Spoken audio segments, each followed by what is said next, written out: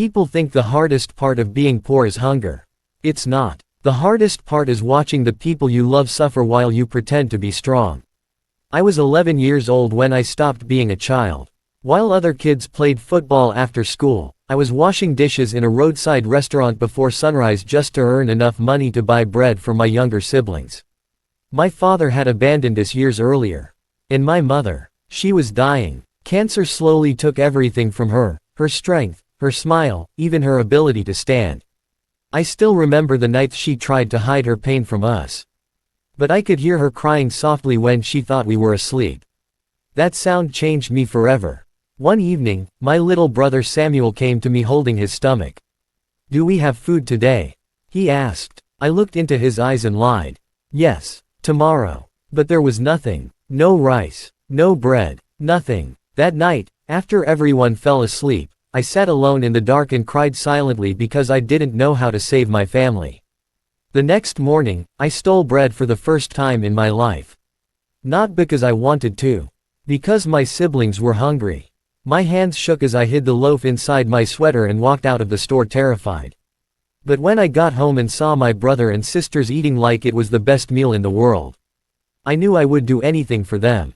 Anything. As time passed, life became harder. I woke up at 4 every morning to work before school. Then after classes, I carried cement bags at construction sites until my shoulders felt like they were tearing apart. I was always exhausted, always hungry, but I kept smiling for my siblings because I didn't want them to feel afraid. Sometimes there wasn't enough food for all of us. So I would tell them I had already eaten at work. The truth, I drank water and went to sleep hungry almost every night. But hearing them laugh while eating made the pain easier to carry. At least that's what I told myself. Then one rainy afternoon, Samuel came home from school crying. "They sent me home," he whispered. "Why? I haven't paid my school fees." I felt my heart sink. That night, I stared at the only valuable thing I owned. My father's silver wristwatch. It was the last thing he left behind before abandoning us. I didn't want to sell it. But I wanted my brother to have a future more than I wanted memories. So the next morning, I sold it. When I handed Samuel the receipt for his school fees, his face lit up with happiness. And in that moment, I felt rich. Years passed. I eventually dropped out of school completely so my siblings could continue theirs. I worked every terrible job I could find. Mechanic shops, warehouses, construction sites, street markets. Sometimes I worked for 16 hours straight.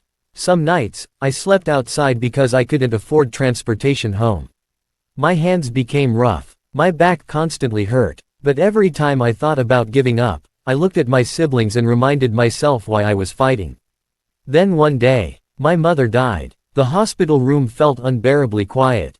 I held her hand as the machines beside her slowly faded into silence.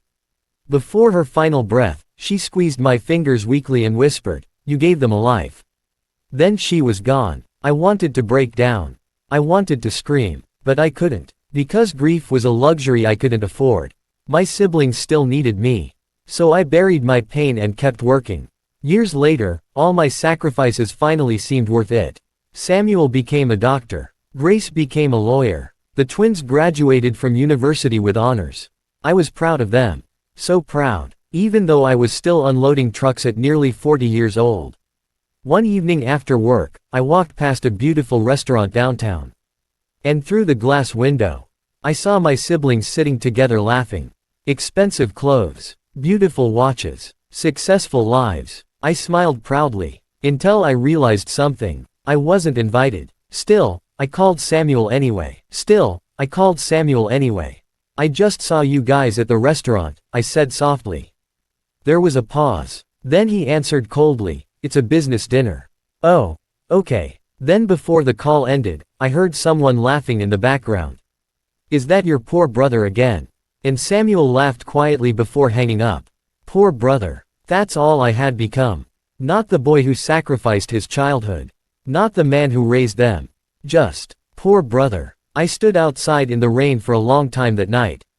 And for the first time in years, I cried like a child. Not because I regretted helping them, but because the people I loved most had forgotten everything I gave up for them. Days later, Grace came to visit me unexpectedly. The moment she stepped into my apartment, her face changed. The leaking roof. The broken fan. The tiny mattress on the floor. She looked shocked. "You still live like this?" she whispered. I laughed softly. "It's enough." Then she noticed an old photo hanging beside my bed.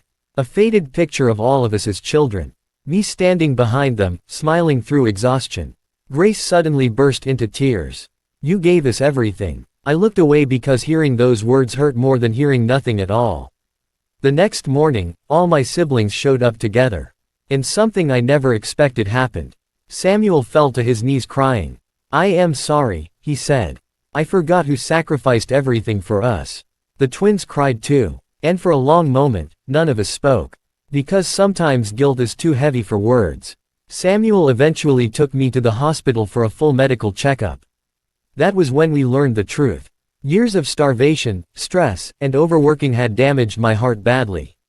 The doctor looked at me sadly and said, "You sacrificed too much for too long." That night, my siblings sat beside my hospital bed holding my hands. And for the first time in my life, someone finally took care of me. Not because I begged them to, but because they finally understood what love had cost me.